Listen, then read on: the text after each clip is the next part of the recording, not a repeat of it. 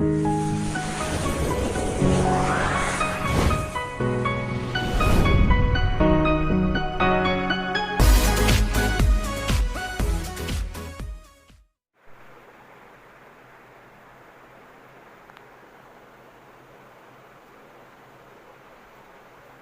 Friends, welcome to स्वास्तिक अकादमी लखनऊ। आप सभी का हमारे ऑनलाइन चैनल में स्वागत है। आज के इस लेक्चर में हम बात करेंगे करंट अफेयर्स के महत्वपूर्ण क्वेश्चंस को लेकर के।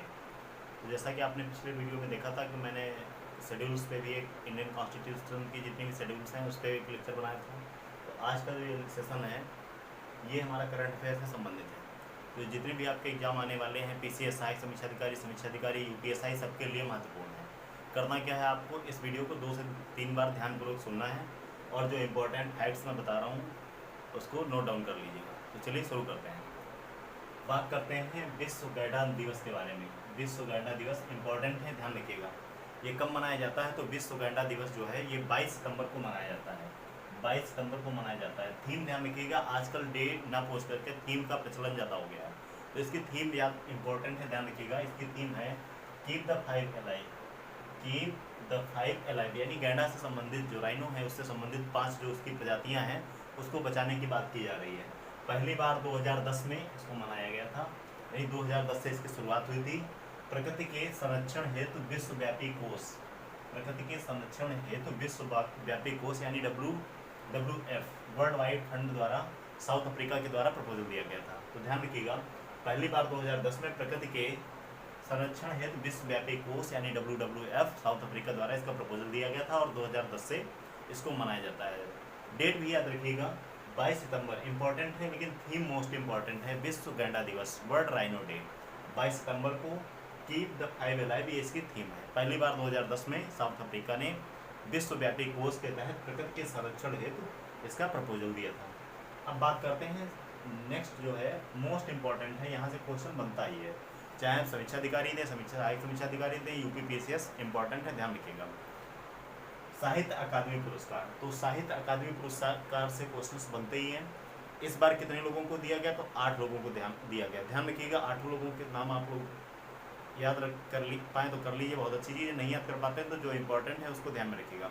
8 लोगों को दिया गया है। इंग्लिश में अगर बात करें तो रस्किन बॉन्ड को दिया गया है, आप परिचित होंगे भली बात। संस्कृत में बात करें तो स्वामी रामभद्राचार्य जी को दिया गया है।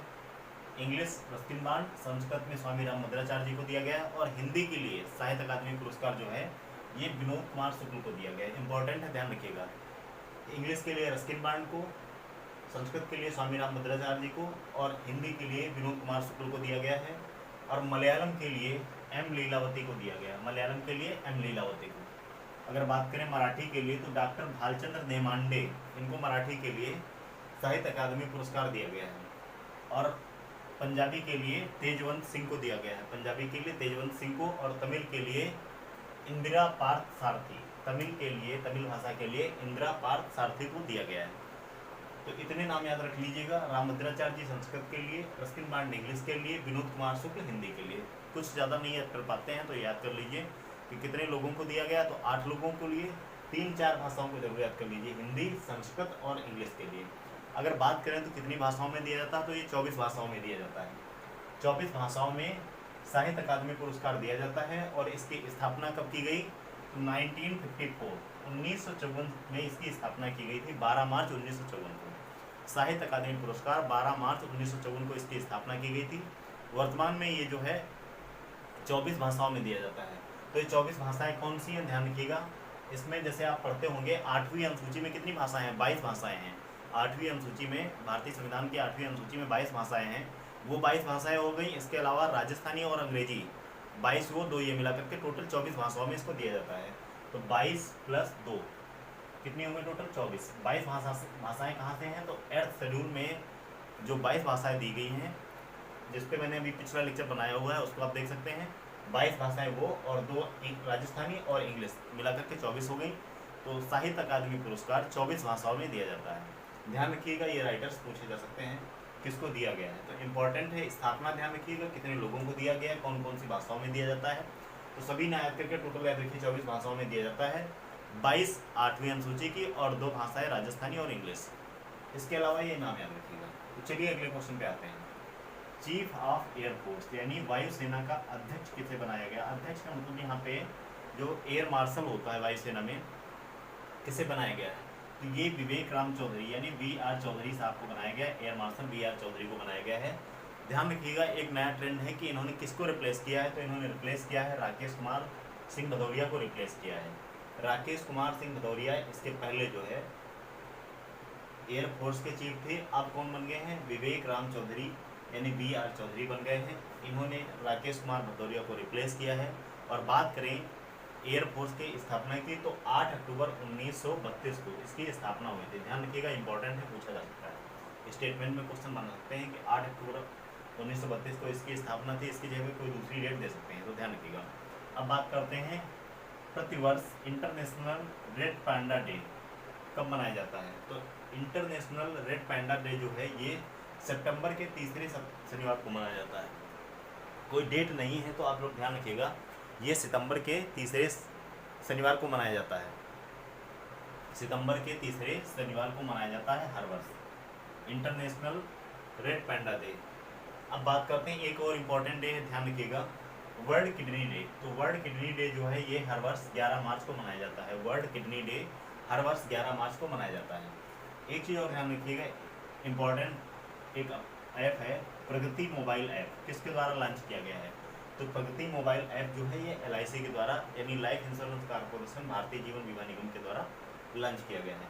एक क्वेश्चन और इम्पॉर्टेंट है, बहुत ज़्यादा चर्चा में है, इसकी डेट पूछी जा सकती है कि आज़ादी का अमृत महोत्सव ये मनाया जा रहा है, इसकी डेट क्या है? तो फैक्चुअल इन्फॉर्मेशन ध्यान रखिएगा, लेकिन बहुत इंपॉर्टेंट है। 12 मार्च 2021 से 15 अगस्त 2022 तक आज़ादी के 75 वर्ष पूर्ण होने के उपलक्ष्य में आज़ादी का अमृत महोत्सव मनाया जा रहा है। 12 मार्च 2021 से 15 अगस्त 2022 तक, मोस्ट इंपॉर्टेंट है, याद रखिएगा इसको। इसके अलावा अगला क्वेश्चन है कि किस राज्य ने एक इलेक्ट्रिक पार्क विकसित करने की मंजूरी दे दी है? तो उत्तर प्रदेश राज्य ने एक इलेक्ट्रिक पार्क विकसित करने की मंजूरी दे दी है। अब बात करते हैं विश्व रेबीज दिवस के बारे में। तो विश्व रेबीज दिवस ये 28 सितंबर को मनाया जाता है। विश्व रेबीज दिवस 28 सितंबर को मनाया जाता है। आपको पता है रेबीज एक बहुत ख़राब बीमारी है, ये जो है कुत्ते वगैरह काटने से हो जाती है, आपको पता होगा। इसमें अगर बात करें विश्व रेबीज दिवस के बारे में तो ये 28 सितंबर को मनाया जाता है हर वर्ष, और ये फ्रांस के जीव वैज्ञानिक लुई पास्चर की पुण्यतिथि पे मनाया जाता है। ध्यान रखिएगा, इसकी थीम मोस्ट इंपॉर्टेंट है। कोई भी अगर आप डे याद करते हैं तो उसकी थीम जरूर याद करिए। इसकी जो थीम है rabies facts not fair, rabies facts not fair इस बार की थीम है, तो इसको याद रखिएगा, रेबीज फैक्ट्स नॉट फेयर।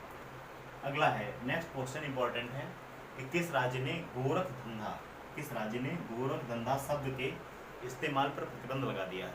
तो हरियाणा ने अपने राज्य में गोरख धंधा शब्द के इस्तेमाल पर प्रतिबंध लगा दिया है। इंपॉर्टेंट क्वेश्चन है, ध्यान रखिएगा, पूछा जा सकता है।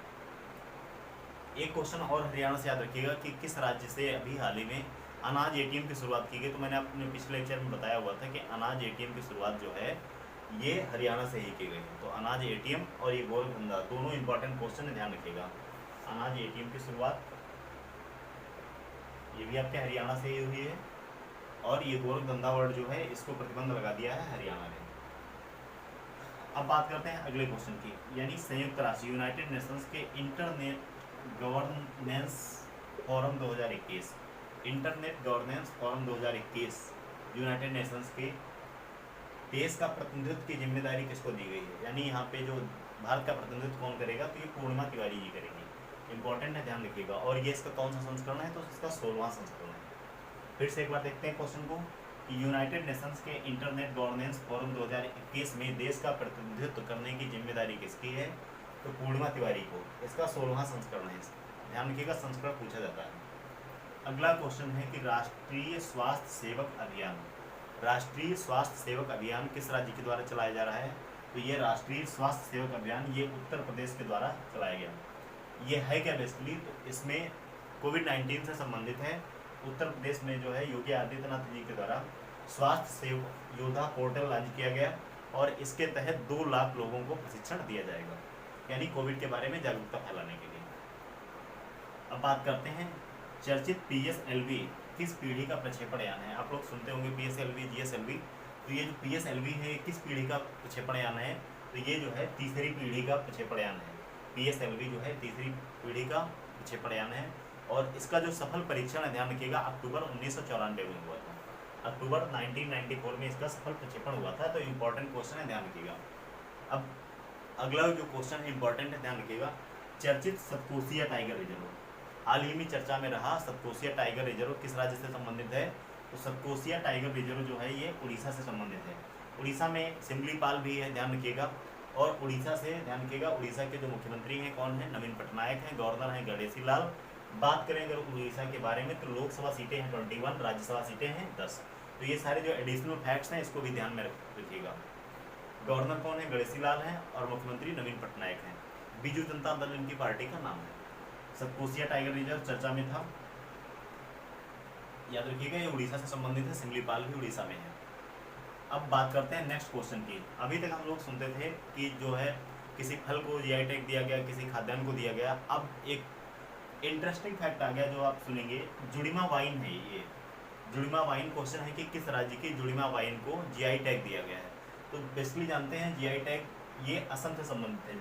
क्वेश्चन पूछेगा आपसे कि हाल ही में चर्चा में रहा जुड़ीमा वाइन को किस राज्य के द्वारा GI टैग दिया गया? तो जुड़ीमा वाइन ये है असम से संबंधित है और ये असम की डिमासा जनजाति, डिमासा एक ट्राइब है, उसके द्वारा घरेलू या स्थानीय चावलों के द्वारा बनाई जाती है। ध्यान रखिएगा, इस जनजाति का नाम भी याद रखिए, डिमासा जनजाति है और ये असम के द्वारा दी गई है। असम में जो है डिमासा जनजाति के द्वारा घरेलू चावल से निर्मित ये वाइन है और इसको GI टैग दिया गया। अगर बात करें GI टैग के बारे में तो असम से संबंधित दो और हैं। एक है जिसका नाम है काजी नींबू, ये भी असम का GI टैग दिया गया है। ये एक प्रकार का नींबू है, इसे 2020 में GI टैग दिया गया था। और एक है चोकुआ चावल, चोकुआ राइस, ये भी 2019 में असम से संबंधित है, इसे भी GI टैग दिया गया था। तो अगर बात करें GI टैग की तो ये जो है 10 वर्ष के लिए दिया जाता है। ध्यान रखिएगा इस चीज़ को, 10 वर्ष के लिए GI टैग दिया जाता है। दोनों को याद रखिएगा, काजी नींबू ये लेमन है असम का ही, इसे भी 2020 में GI टैग दिया गया और चोकुआ चावल 2019 में इसको भी GI टैग दिया गया। तो ये जो इंपॉर्टेंट करंट अफेयर के क्वेश्चंस हैं इसको आप बार बार 2-3 बार सुनिएगा एटलीस्ट, सारे याद कर लीजिए, इंपॉर्टेंट फैक्ट को नोट डाउन कर लीजिए। अगर ये लेक्चर आपको पसंद आता है तो इसे लाइक शेयर करना बिल्कुल न भूलिएगा और कमेंट सेक्शन में अपना व्यू जरूर दीजिएगा। मिलते हैं नेक्स्ट लेक्चर में, तब तक के लिए जय हिंद।